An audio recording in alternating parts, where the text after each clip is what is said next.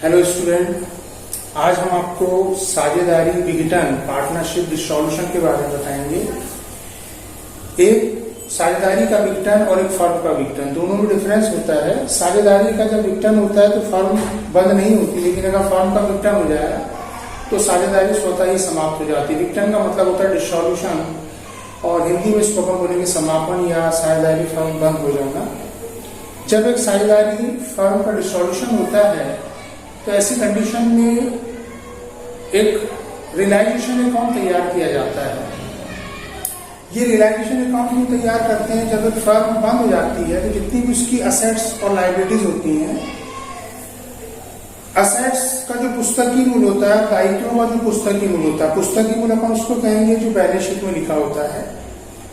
संपत्तियों का जितना भी पुस्तकीय मूल्य, जब हम वसूली खाता तैयार करेंगे तो संपत्तियों का जो पुस्तकीय मूल्य होता है उसको अपन आप डेबिट पक्ष में रिकॉर्ड करेंगे। लेकिन एक चीज ध्यान रखेंगे, संपत्तियों का पुस्तकीय मूल्य जब आप लिखेंगे तो उसमें रोकड़ और बैंक की जो राशि दी रहेगी उसको आप रिकॉर्ड नहीं करेंगे वसूली खाते में। वसूली खाते के डेबिट साइड में आप संपत्तियों का पुस्तकीय मूल्य रिकॉर्ड करेंगे, इसमें रोकड़ और बैंक को शामिल नहीं करेंगे। इसी प्रकार जो दायित्व होते हैं, लायबिलिटीज होती हैं, उसको वसूली खाते के आप क्रेडिट पक्ष में रिकॉर्ड करेंगे। लेकिन कौन से दायित्व लिखेंगे आप?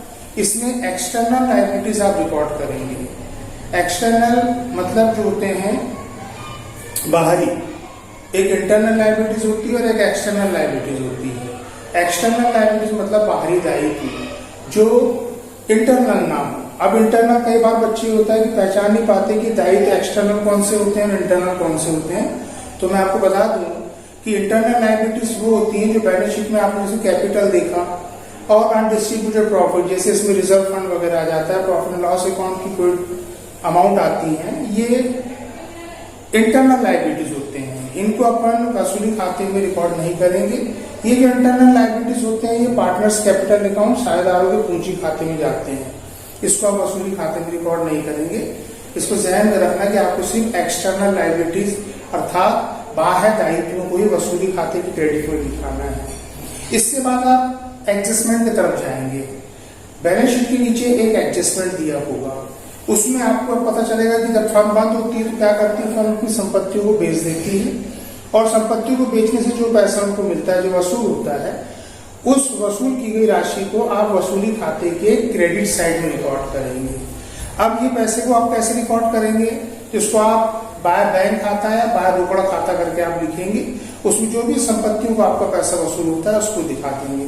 अब कभी कभी संपत्ति की वसूली क्या होती है, रिस्पॉन्सिबिलिटी टेक ओवर करते हैं, पार्टनर्स कर लेते हैं कि भाई संपत्तियों को बेचने के बजाय पार्टनर्स को टेक ओवर कर लेता है।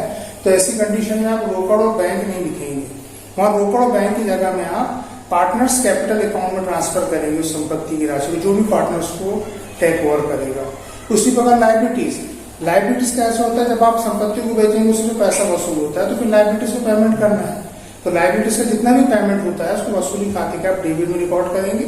इसको भी रोकड़ या बैंक खाते के अंदर रिकॉर्ड करेंगे आप।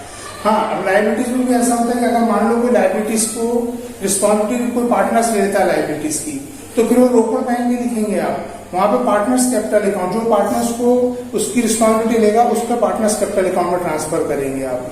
तो ये विशेष ध्यान रखना कि जब अगर लायबिलिटीज आप डायरेक्ट पेमेंट कर रहे हैं तो पार्टनर्स उसकी जिम्मेदारी नहीं ले रहा है, तो आप रोकड़ या बैंक करके आप लायबिलिटीज का पेमेंट डेबिट साइड में करेंगे वसूली खाते के, और जो संपत्ति का पैसा वसूल हो रहा है उसको आप वसूली खाते के क्रेडिट में रिकॉर्ड करेंगे। तो सिंपल सा ध्यान रखें, सबसे पहले आप बैलेंस शीट से संपत्तियों को डेबिट में रिकॉर्ड कर दें रोकड़ और बैंक को छोड़कर, और जितने भी दायित्व होते हैं उसको आप पहले क्रेडिट में रिकॉर्ड कर दें पुस्तकीय मूल्य में। लेकिन दायित्व कौन से? बाह्य दायित्व, जैसे मैंने आपको बताया था। इसके बाद आप एडजस्टमेंट में आ जाएं।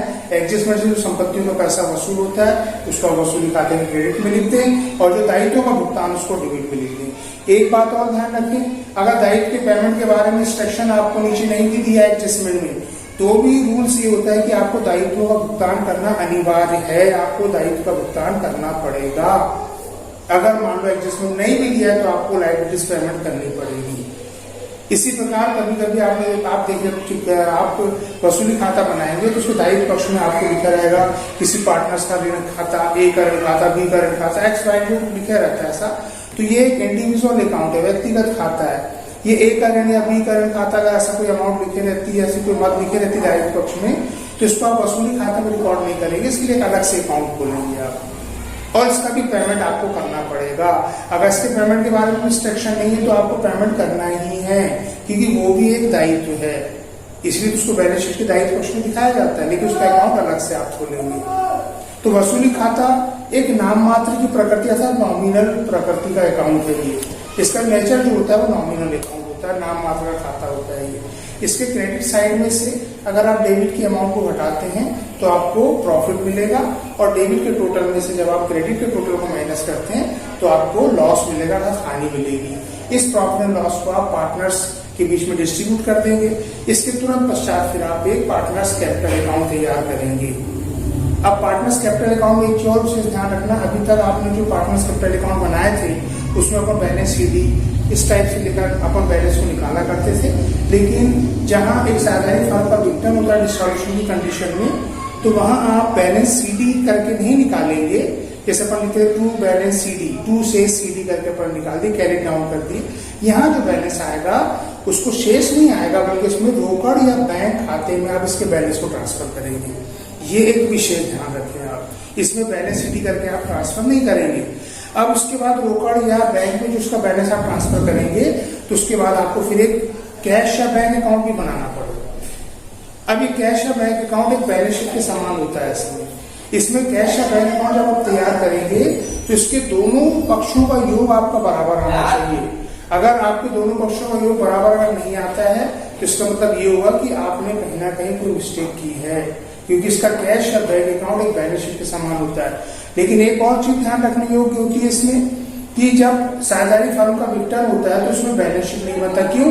तो इसका सिंपल सा रीजन है, फर्म ही बंद हो गई, उसकी सारी एसेट्स बिक गई, उसके लायबिलिटीज पूरे पेमेंट हो गए, तो फिर बैलेंस शीट किसका बनेगा?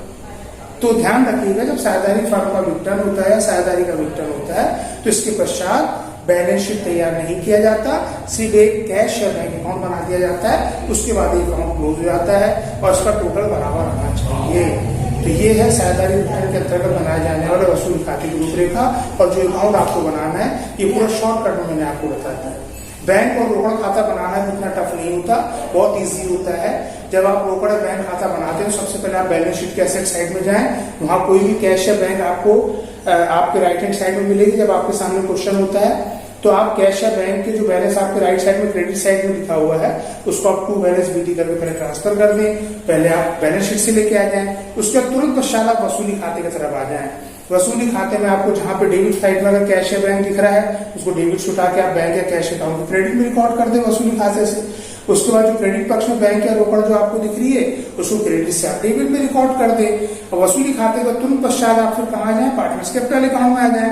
पार्टनर्स कैपिटल अकाउंट में आपको डेबिट साइड में जो आपने बैलेंस निकालेंगे टू कैश या टू बैंक अकाउंट करके, तो उसको डेबिट से आप फिर उसको बैंक या रोकड़ खाते में क्रेडिट में ट्रांसफर कर दें। इस प्रकार से आप डेबिट की राशि को क्रेडिट में, क्रेडिट की राशि को डेबिट में ट्रांसफर कर दें।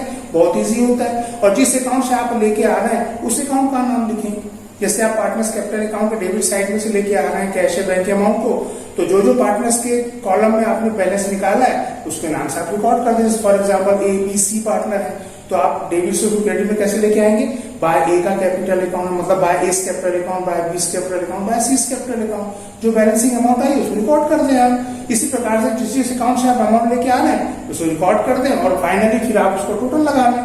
तो टोटल जब आप लगाएंगे उसका इक्वल टोटल आना चाहिए। अगर टोटल इक्वल नहीं आया मतलब कहीं ना कहीं आपने गणित को गलत किया, पुनः उसको चेक करने की मिस्टेक तो नहीं हुई है। Thank you. आगे की वीडियो के लिए आप फिर इंतजार करिएगा। धन्यवाद।